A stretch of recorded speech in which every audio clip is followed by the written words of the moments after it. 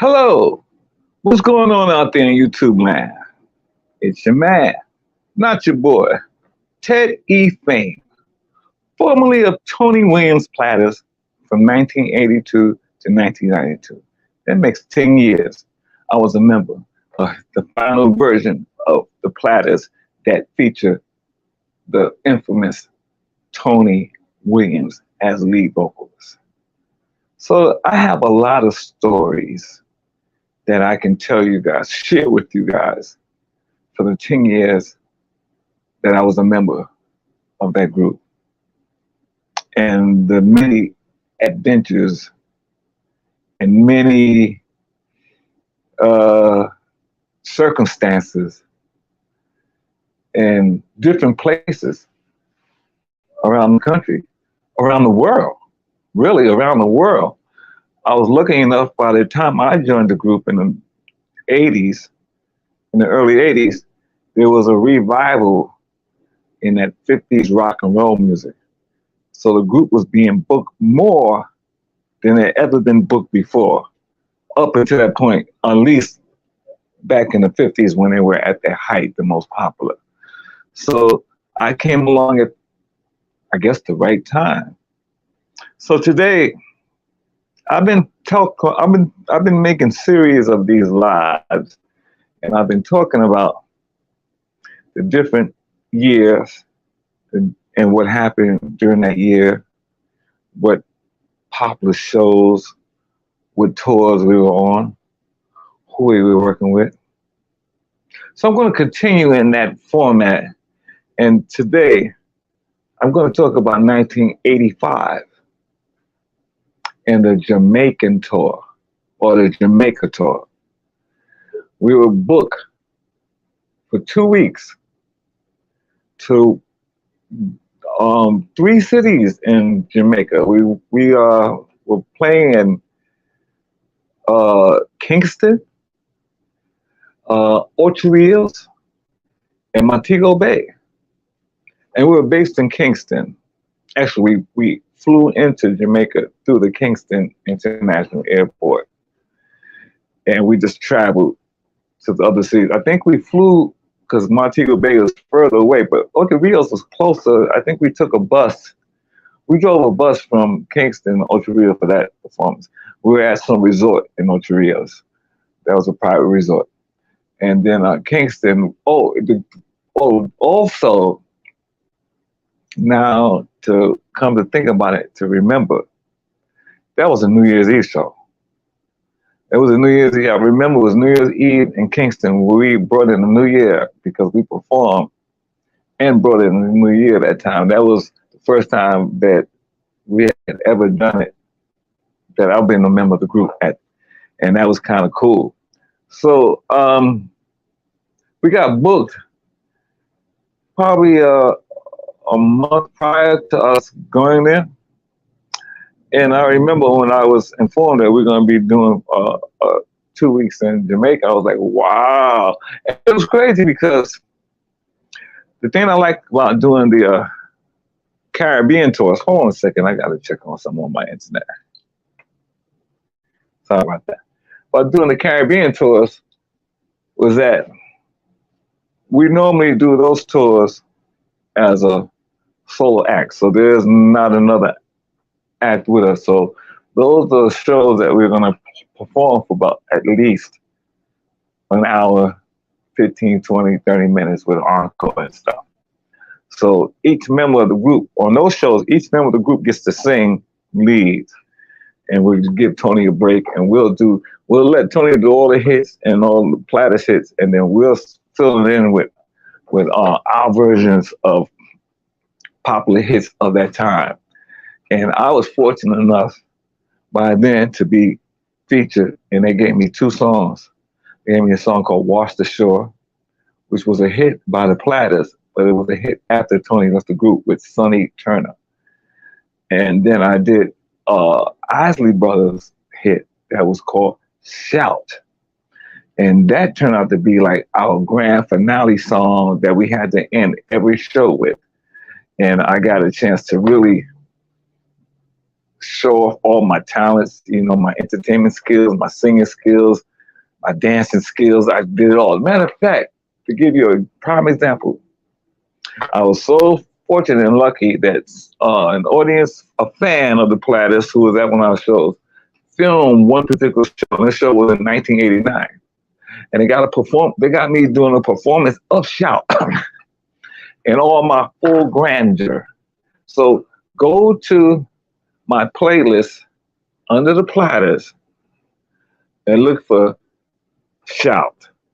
The Platters Teddy Fame singing Shout, and you'll see the performance that I was doing and why it was such a highlight of the show, grand finale of the show.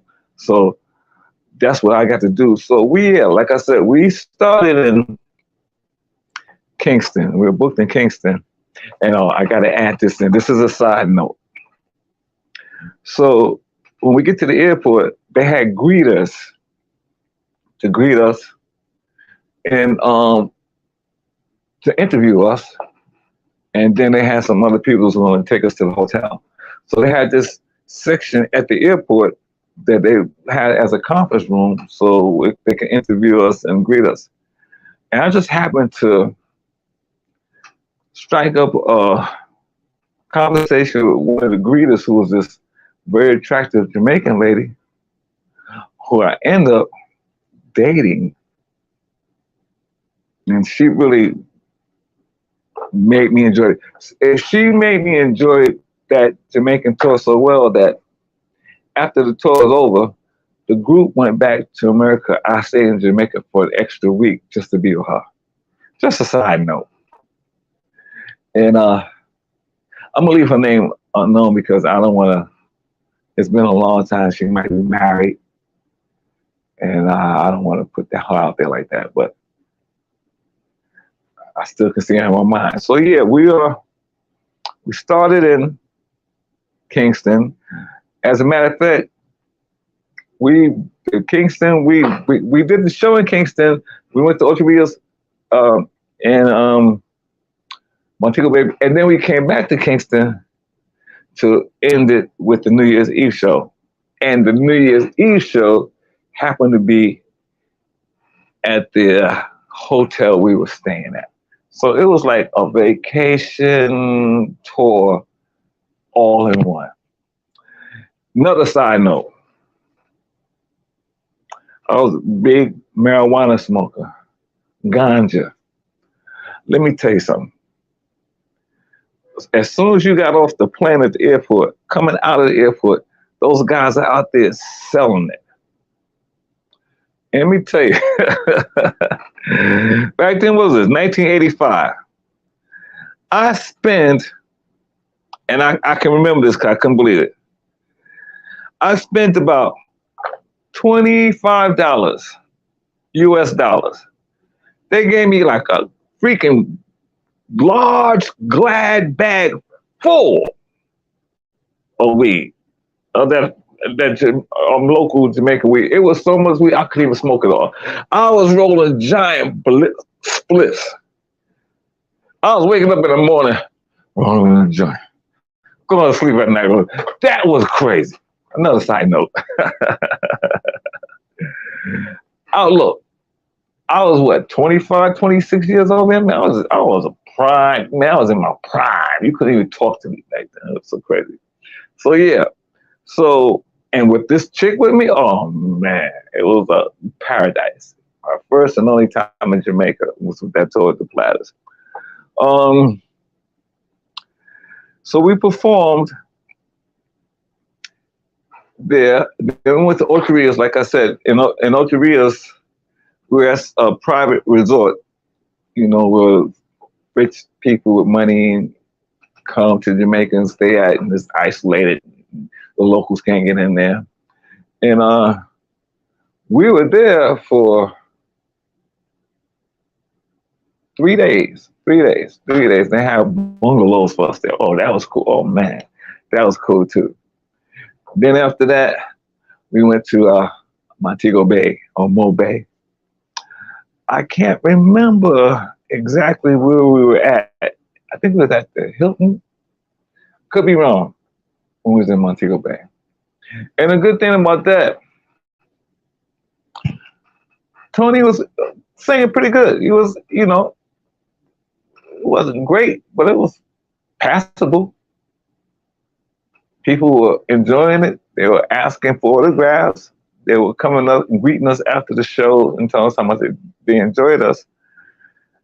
So there's nothing negative I want to add to that particular tour. I just say I could just, yeah, it was a lot of fun memories, a lot of good memories. I have a lot of good memories about that. I mean, not so much that a lot of vivid memories, but when I think back on it, oh, it got me on YouTube. Hold on a second. Let's see what this is going on here. See if that's working out pretty well. I think back on it. Yeah, that's good. That's good. Just wanted to make sure the YouTube thing was happening. So, like I said, no vivid memories, just fond memories, and I can remember not exactly what we did every day of the 14-day that I was there, but we had a lot of downtime, so I got the chance to visit Allen. I remember being in Kingston, and we had like 2 days off, so I took a tour to Bob Marley's burial site, like up in the mountain. Man, it's like 3 or 4 hours away. Driving up there into the mountains up there. I forgot that area where he came from. And visited his crib. And then when we was in Ocho Rios, went to the waterfall. Or was that in Kingston? It was in Kingston or Ocho Rios. Went to the waterfall. We got to stand in the waterfall. That was cool. Yeah, a lot of cool stuff we did. I got a chance to experience. I'll tell you this, the thing that I can tell you that made my time being a member of Tony Williams Platters so memorable and enjoyable was I was in my prime years as a young man. I was in my 20s. I started at 22. So for 10 years, that's 22 to 32. So 10 years of my prime. So I was able to experience the world, traveling, because we went all over the world in those years. And to get that experience of seeing different cultures, seeing different places, going some places I never even knew exist, and spending time there. And the thing that had in common with all these places that we toured or went to or performed at was that every place knew our music. And I'm talking about these countries where they don't even speak English.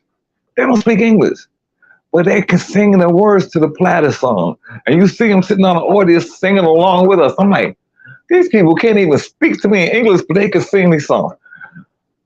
A lot of that stuff. I was fortunate. I know I was fortunate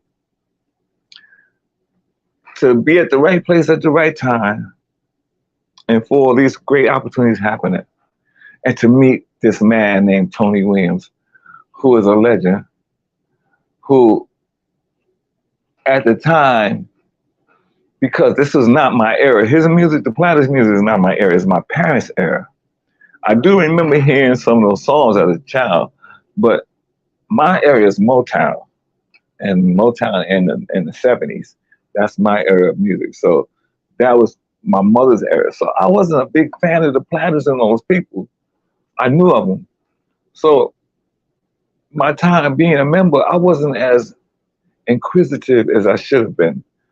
I didn't ask as many questions as I should have. And I had so much time on tour, sitting with just me and Tony hanging out. Sometime I'd go to his room. He'd be sitting on the balcony looking out over some ocean or looking out over some beautiful place. And we're just sitting there talking. And we're just talking about what's going on at the time. I did ask him a few questions like how the group started and how did he feel being a famous black man in the 50s. I'll talk about that at another time. So this time it's just basically I'm talking about. I got a lot of stories, so we got to stretch it out and leave some for other episodes. So this episode is just about Jamaica. So we're going to talk about Jamaica primarily. I did like when we was in Mopay. We was in this hotel where we can look right over the ocean, right in the Bay Area, and the ocean is right there. Oh, that was beautiful, especially at nighttime when it was night outside and the lights and all that stuff. Oh man, that was beautiful.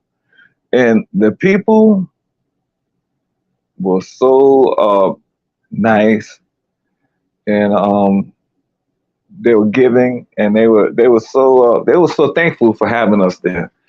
And it's one thing, you know what I learned? I tell you this. I only know 2 points of view being an entertainer. That's coming from nothing, or being kind of local and not too many people, and then joining the Platters and being thrust out there in this famous group, traveling the world with other famous artists. I don't know that in between part, playing the clubs and riding in the van and all that stuff. I don't know about that because when I joined the band, we had a tour bus. If we wasn't traveling on a tour bus, we was flying. We either flying or traveling on a tour bus, being a member of the Planet. So that's why the degree of gap in between my experience being in entertainment business. And that's the reason why I'm still in entertainment business today, because of the experience and knowledge I've gained being in the Platters for those many years. And I'm so thankful for that, because I know there's no way that I would have achieved what I have or gone as far as I've gone in this business if I hadn't become a member of the Platters when I did, at the right time, to influence me, inspire me, and to motivate me to keep working hard, even to this day. I'm 64 years old. Just had a birthday last month. 64 years old. And the ironic part about that, I'm the same age Tony was when he passed. Okay? He passed in August of '92 at 64 years old. It's October of 2023. And Teddy Fame is 64 years old. And as you can see, I'm in pretty good damn health. So I don't look like I'm going anywhere anytime soon. Matter of fact, I am going somewhere tonight. You know, although I'm retired from being a member of the Platters, I still occasionally go out around local. I live in LA now, in Los Angeles. So I take advantage of my little semi-celebrity status that I have. And I'll go out to certain clubs that they know me at, and I'll go and sit in and sing a few songs. I also like going to, here's I'm gonna share with you guys. I also like going to some of these local karaoke clubs. That's real popular out here now, these karaoke bars, and just going up and singing. You gotta sit through a lot of terrible singers, but the fun part is nobody knows who I am. And they just see another guy going up and sing until I start singing. When I start singing, I'm sorry, I'm talented. That's what I do. So it always catches their attention. And so besides the compliments, someone would strike up a conversation with me and ask me, did I ever sing professionally, because I sound so good and I look like I got some kind of stage presence when I'm up there, stuff like that. And, you know, sometimes it depends on how I feel, because if you say one thing, you got to say a lot of stuff. And a lot of times, I don't know these people. I don't want to have a long conversation with them. And if I mention that I'm a former member of Tony WILLIAMS Platters, you know that's going to lead to a lot of questions. And sometimes I don't want to talk about stuff like that. So I'll say, you know, I just grew up singing, and I always loved singing. And that's why you hear what you hear, you know. And then sometimes, you know, if it's somebody I want to talk to, it's a vibe going on, I'll start talking, and like I'm talking to you guys now. But see, you guys know me, especially the Platters fans who were following Tony during the '80s. I was that guy. Matter of fact, please let's take a moment and ask you guys that are still with me to subscribe to my channel and go to my playlist under the Platters, and you'll see multiple performances of me singing with the Platters with Tony. You'll see various videos of singing all the hits, all the songs you know. And this was in the '80s. This was I think we got performances in '89 and '88. It was luckily enough, Tony died in '92, so these were the last few performances. So he wasn't in his best vocals. He wasn't in best shape. He was at the end of his career and life, literally. So that's what you're getting when you look at these, when you see these shows. But him being the professional and the trooper that he is and was, he entertained the people. They love it. You'll see standing ovations. You'll see people loving us. And I'm so happy that I have these videos.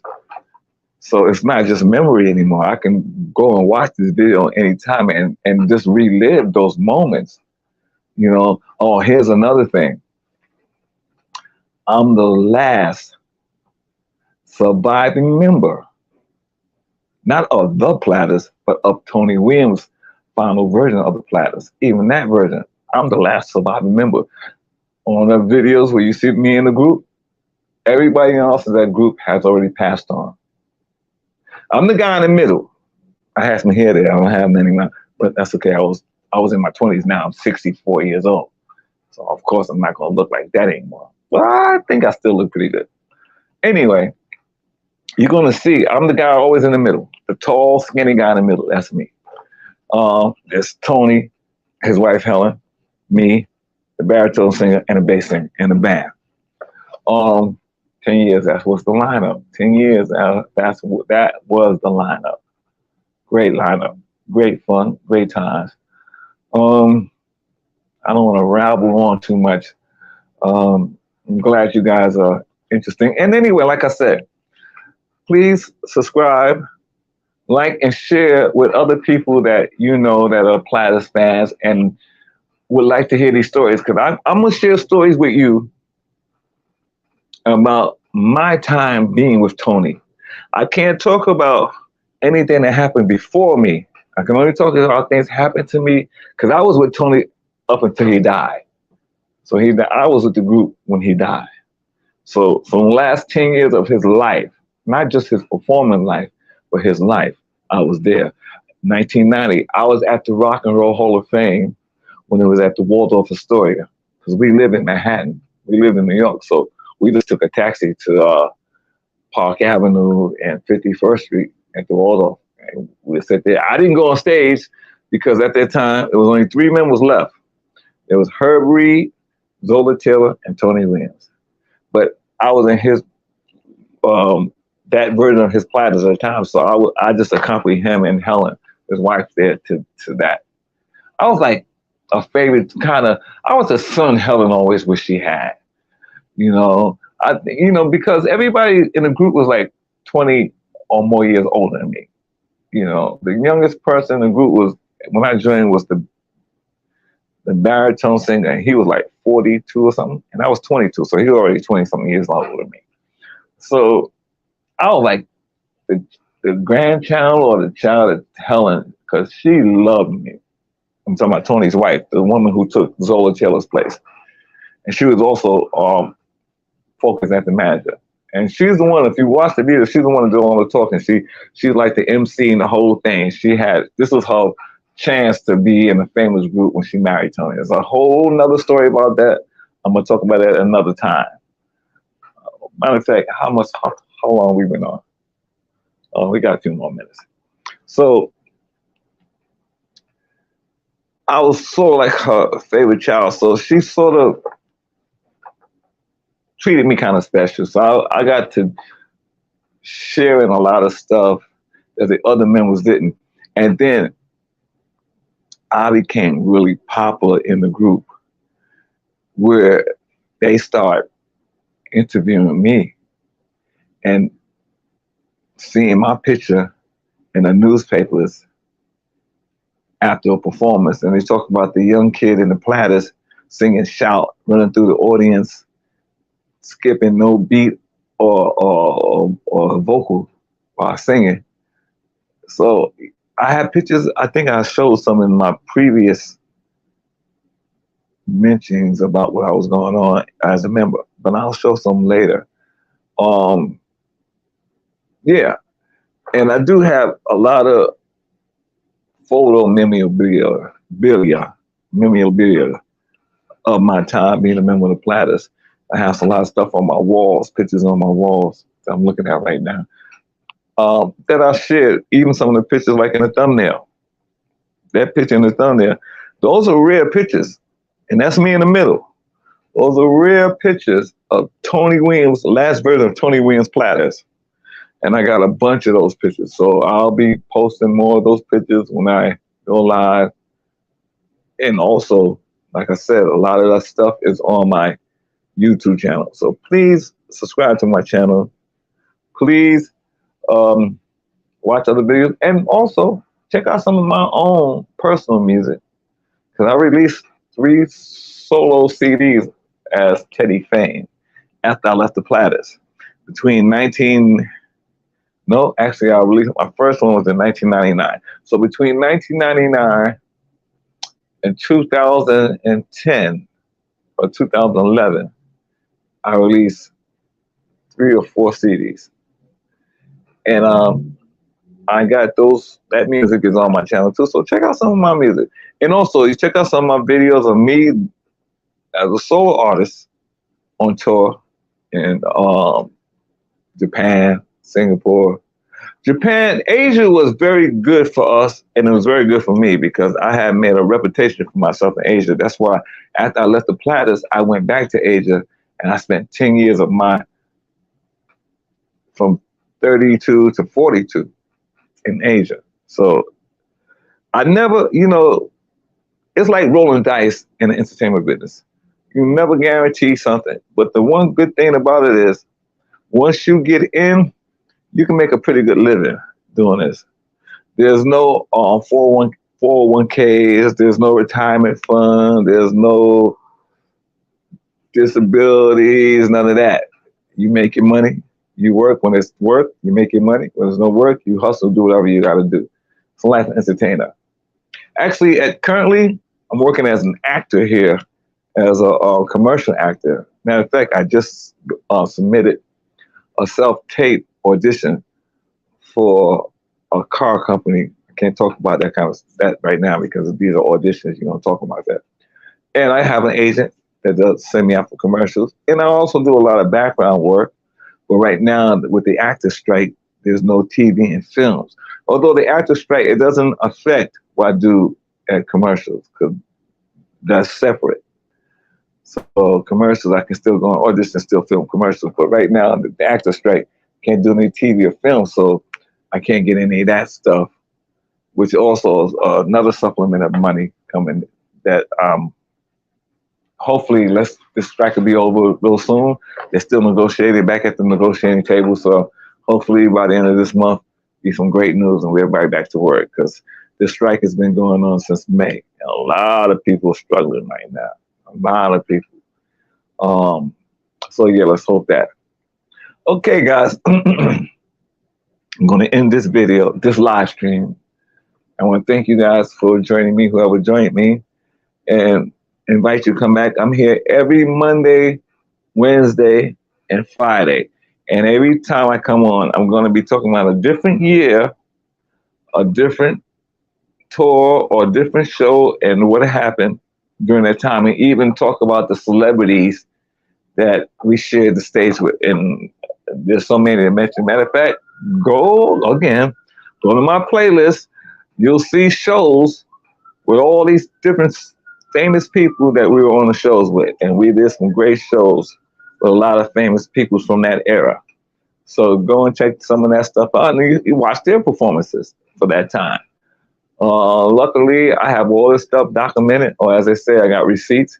So all that stuff is there for you to view it, to view at your own leisure. And then you can come back when I go live, and we can talk about some of those shows. You can ask me whatever questions you want to ask me about that time. And eventually, when I get enough people leaving comments and interacting with me, I'll start dropping a link. Well, I invite you to come on and just share some time with me, and we'll just go live and talk to each other. What I want to do is build a community for any real Platters fans, real lovers of Platters out there, still out there, that are still interested in Tony Williams.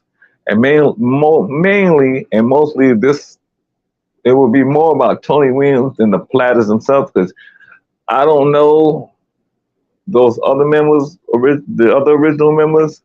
I met, like I said, I only met Herb and Zola, and that was at the Rock and Roll Hall of Fame, and we just said hello. So I didn't have any conversation with them.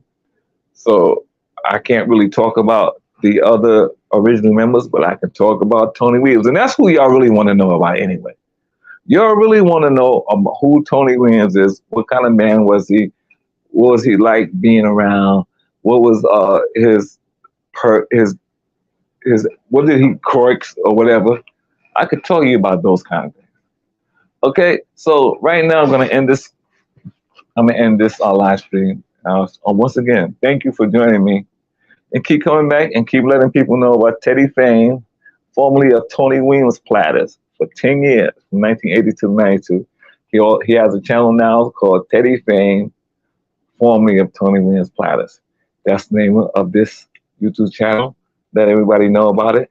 Come back every Monday, Wednesday, and Fridays from 4 p.m., between 4 and 4:30 p.m. Pacific Coast time. Each time I go live. Those are the time I'm going live. Okay? So until the next time, take care, everybody. Love. Peace.